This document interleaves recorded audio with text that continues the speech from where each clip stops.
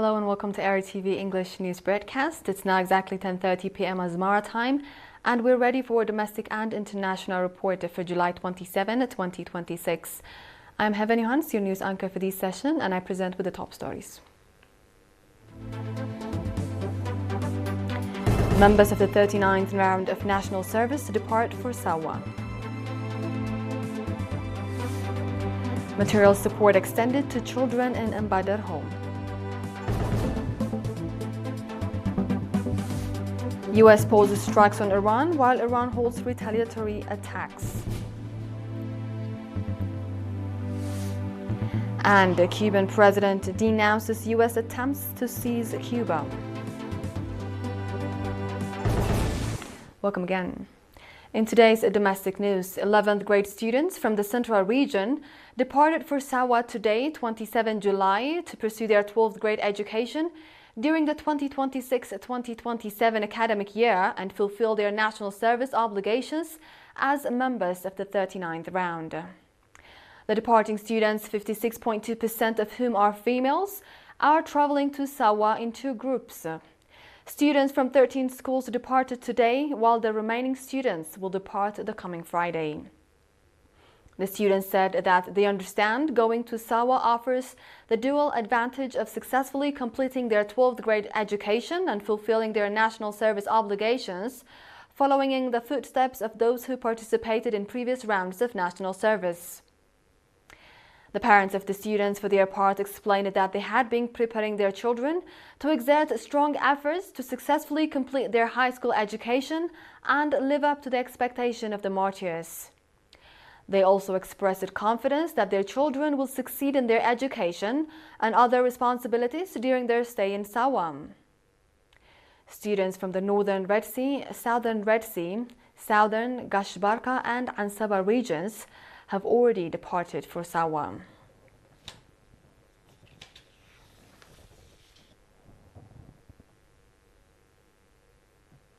In another news, Eritrean youth residing in Amsterdam and its environs extended material support worth over 60,000 nakfa to children living in a group home in Mbadar home. Noting that support was a continuation of the assistance diaspora nationals have been extending to families of martyrs and disadvantaged citizens, Mr. Tedros Fisahaya, head of social welfare at the Ministry of Labor and Social Welfare branch in the Central region, and Mr. Beyene Bogazion, administrator of Mbadar Ho, commended the initiative undertaken by the youth from Amsterdam. The coordinators of the program indicating that supporting disadvantaged citizens is part of the noble values of the Eritrean people and provides spiritual satisfaction. They also expressed their readiness to continue the initiative in the future. Ms. Jim'a Ibrahim, head of the Ministry of Labor and Social Welfare branch in the Central region, on her part, commended the youth who extended the support as well as those who organized the program. In related news, the Ministry of Labor and Social Welfare reported that nationals residing in various countries extended monetary contributions to augment the National Martyrs Trust Fund and support families of martyrs. Accordingly, nationals residing in Edmonton, Canada contributed 157,993 nakfa, while nationals in Sweden contributed 12,830 Swedish kronor towards augmenting the National Martyrs Trust Fund. Likewise, nationals in Germany contributed 109,357 euros. A national who wished to remain anonymous contributed $10,000. The Eritrean community in Sweden contributed $4,000. Nationals in Switzerland contributed 41,229 nakfa, and the Eritrean community in Norrköping, Sweden contributed 34,795 nakfa. In addition, two nationals from Sweden contributed $1,440, while another national who wished to remain anonymous contributed 12,000 nakfa in support of families of martyrs. Do stay tuned, dear viewers, for we shall be back with the international news after the short break.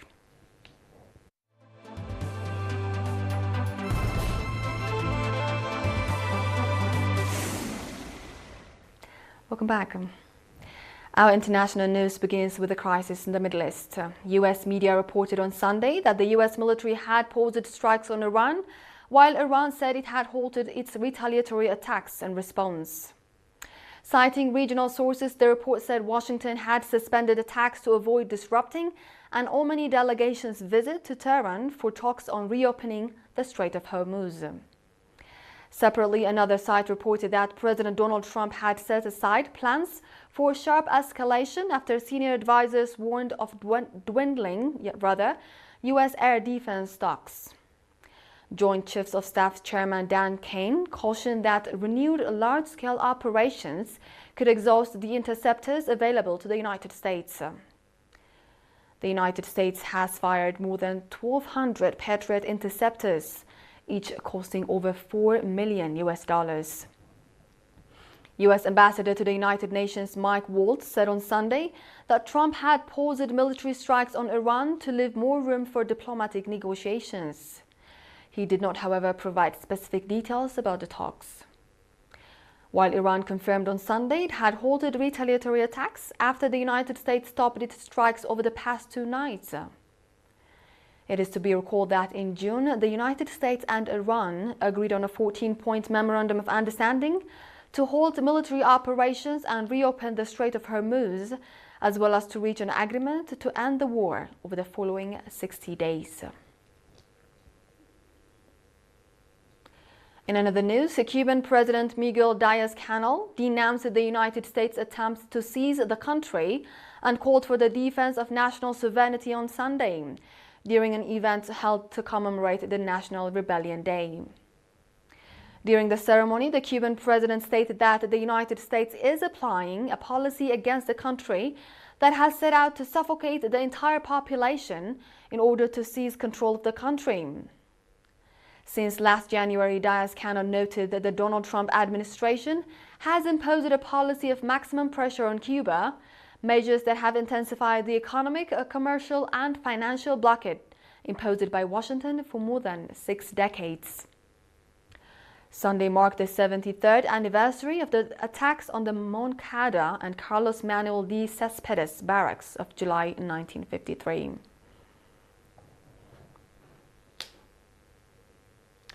In today's final report, French President Emmanuel Macron convened a crisis meeting with his ministers today as huge wildfires threatened the French city of Bordeaux. About 220,000 people have been evacuated in France, while in neighboring Spain, more than 75,000 people have been evacuated and a further 30,000 ordered to shelter in place, authorities said over the weekend, as Europe faces an intense summer heat wave. The blaze, which broke out last week near the Atlantic coast, are now 15 kilometers away from entry points to the main metropolitan area of Bordeaux. A major risk is that temperatures in Bordeaux are set to rise to 37 degrees Celsius later this week, according to forecasts from France's Weather Office. Recent wildfires have devastated large areas across France and Spain. In France, approximately 45,000 hectares of land have been destroyed, displacing nearly 250,000 people. Similarly, in Spain, more than 40,000 hectares have been burnt, forcing thousands of citizens from their homes. In response to the scale of these disasters, both governments have formally declared states of emergency. With this, we conclude our domestic and international report for this session, dear viewers. Now the top stories once more.